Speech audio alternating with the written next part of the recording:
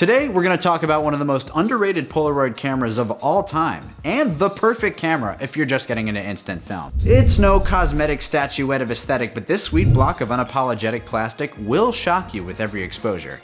It's called the Polaroid Impulse AF. Let's do it. I mean, we may as well, we're here. I mean, let's go. The kind of photography that would become part of the human being. Press a button and have the picture.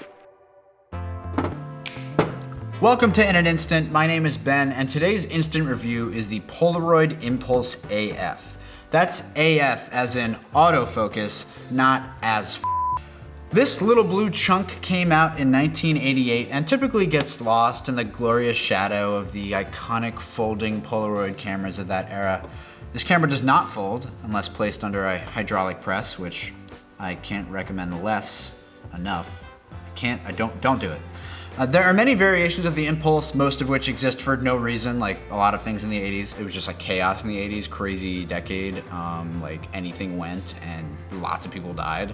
First, you've got the plain old Impulse, the Impulse SE, the QPS, AF, CL, Portrait, and SEAF.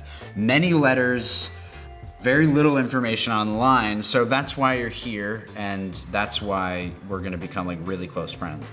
The SE is just the same base camera but sold at Sears, obviously. The CL and Portraits have close-up adapters, but most important of all is that sweet, sweet AF, the autofocus. This is the camera to buy. This is the dumb one, this is the good one. Dumb, good.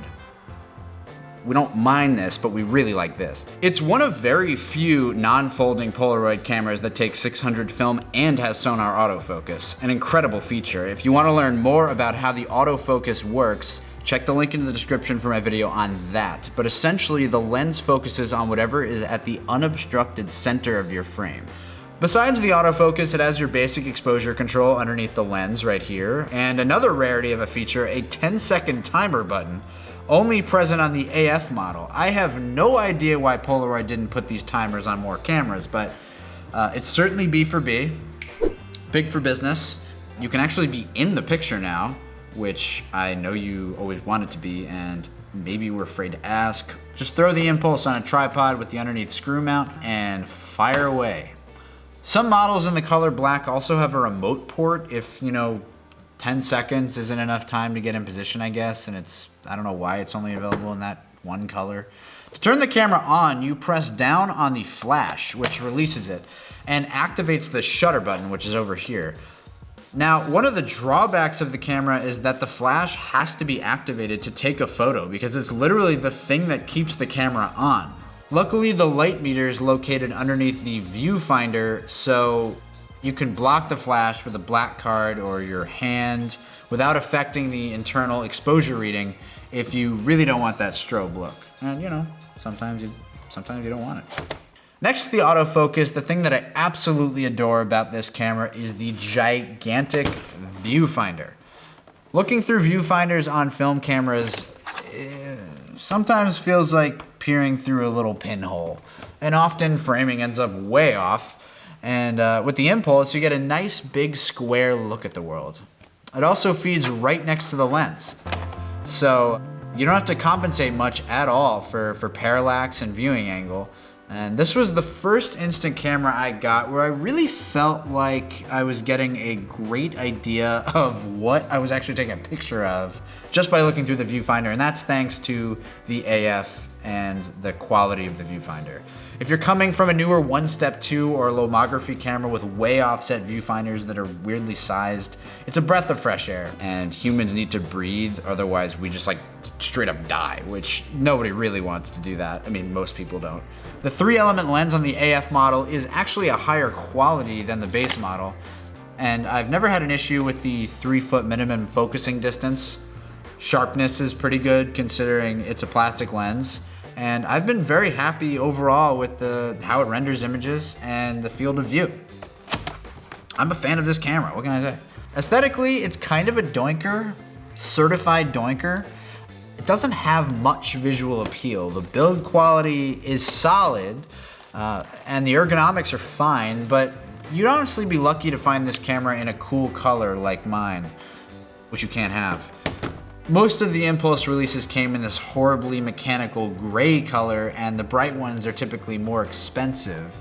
If you do want to go gray, an AF model can be found for around $30 shipped, but be careful. When I looked up current prices, I saw many sellers advertising their Impulses as autofocus models that were actually just the dumb ones.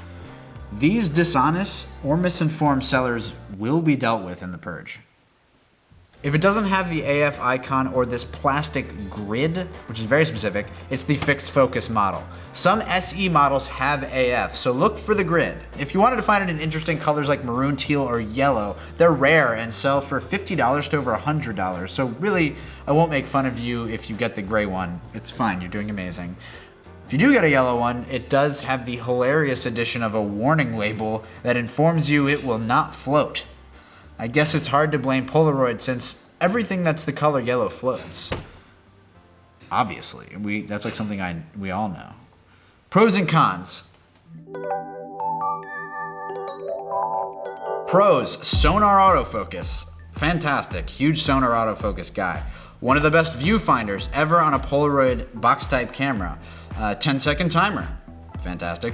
Ease of use. It's maybe the easiest non-SLR Polaroid camera to nail photos with, and that's big. That's a big one. Cons. Design leaves a little bit to be desired. Flash cannot be turned off when you're taking photos, which kind of sucks. It has a plastic lens like most of this era, so it obviously won't be as sharp as an SX70, but it's still pretty damn good. This camera is amazing for just being a plastic chunk boy, and if you are looking to dig into the older 600 cameras, this is the one to start with, not this one. This one is the one to start with. Thank you for watching in an instant. Go ahead and pound that subscribe button with a jackhammer, and stay tuned for more reviews, breakdowns, and all things instant. Bye.